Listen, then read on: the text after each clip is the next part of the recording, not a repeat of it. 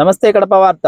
ఇందు లేదు అందు లేదు అని సందేహం వలదు, ఎన్నెందెతికినా అన్నెందు గలదు అవినీతిమయం అని వైసీపీ ప్రభుత్వంలో అంతా అవినీతిమయం అని చెప్పి టీడీపీ నాయకులు ఆరోపిస్తున్నారు. కాకినాడ పోర్ట్ లో పవన్ కళ్యాణ్ 640 టన్నుల బియ్యాన్ని సీజ్ చేయడంతో ఇక్కడ అరబిందో కంపెనీకి ఈ పోర్టును కట్టబెట్టినందువలన దాదాపు కోట్లాది రూపాయలు అవినీతి అక్రమాలు జరిగాయని చెప్పి సిఐడి కేసు బుక్ చేయడానికి ప్రయత్నాలు ప్రారంభించిందని తెలుస్తోంది. ఈ పోర్టుకు సంబంధించి అరబిందో కంపెనీకి కట్టబెట్టడానికి టిటిడి మాజీ చైర్మన్ వైవి సుబ్బారెడ్డి తనయుడు విక్రాంత్ రెడ్డి చక్రం తిప్పినట్లు ఆరోపణలు వినిపిస్తున్నాయి. ఈయన మీద కూడా సిఐడి కేసులు పెట్టడానికి సన్నాహాలు చేస్తున్నట్టు తెలుస్తోంది. ఇదే విధంగా ఒక్క పోర్టులోనే కాదు అవినీతి, అన్ని పోర్టులలో ఈ అవినీతి జరిగిందని చెప్పి వైఎస్ జగన్మోహన్ రెడ్డి గారి చెల్లెమ్మ శర్మిల అంటున్నారు. అన్నిటి మీద విచారణ జరిపి చర్యలు తీసుకోవాల్సిందిగా ఆమె కోరుకుంటున్నారు. సుప్రీంకోర్టు ఒక కాకినాడ పోర్టే కాదు,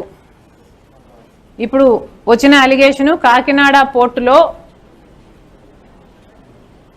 జగన్మోహన్ రెడ్డి గారు ఆయన దగ్గర వాళ్ళు ఒత్తిడి చేసి ఆ షేర్స్ని రాపించుకున్నారు, తక్కువ ధరకే రాపించుకున్నారు అన్నది అలిగేషను. ఇదే డిట్టో అలిగేషను కృష్ణపట్నం పోర్టుకు కూడా ఉంది. గంగవరం పోర్టులో కూడా ఇదే జరిగింది. కాకపోతే అది ప్రభుత్వ వాటా, ప్రజల ఆస్తి. ఇదే జరిగింది. అన్ని పోర్ట్ల మీద ఎందుకు ఎంక్వైరీ వేయటం లేదు అని అడుగుతున్నాం చంద్రబాబు గారిని.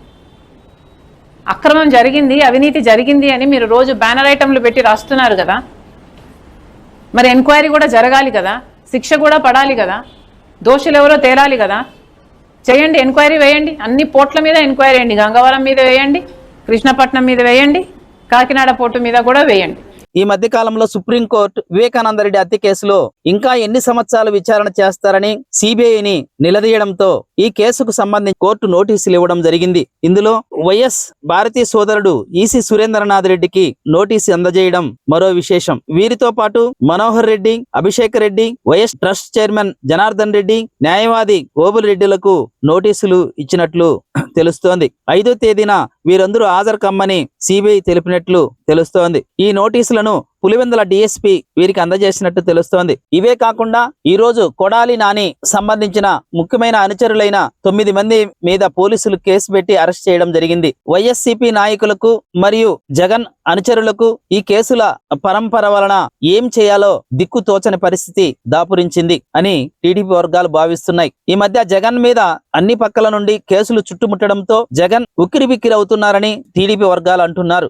ప్రతి ఒక్కరూ తప్పనిసరిగా యూట్యూబ్లోకి వెళ్ళి కడప వార్తను లైక్ చేయండి, సబ్స్క్రైబ్ చేయండి.